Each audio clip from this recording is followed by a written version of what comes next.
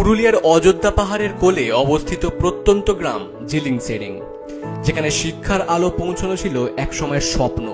সেই স্বপ্নকেই বাস্তবে পরিণত করেছেন মালতী মুর্মু নামে এক আদিবাসী গৃহবধূ। টিনের ছাউনি দেওয়া মাটির বাড়িতে অতি সামান্য পরিকাঠামো নিয়েও তিনি জ্বালিয়ে যাচ্ছেন শিক্ষার প্রদীপ, হয়ে উঠেছেন এলাকার শিশুদের কাছে আশার আলো।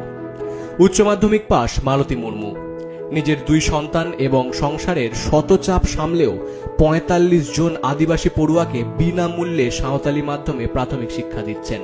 তার এই ব্যতিক্রমী উদ্যোগের মূলে রয়েছেন গ্রামের শিশুদের ভবিষ্যৎ করার অদম্য ইচ্ছা। মালতী দেবী জানান, বিয়ের পর জিলিং সেরিংয়ে এসে তিনি দেখেন শিক্ষার মান অত্যন্ত নিম্ন। এই পরিস্থিতি তাকে গভীরভাবে প্রভাবিত করে। গ্রামের ছেলেমেয়েদের শিক্ষিত করার তাগিদে স্বামী বাঁকা মুর্মুর সহযোগিতায় তিনি প্রথমে কয়েকজন শিশুকে নিয়ে পড়ানো শুরু করেন।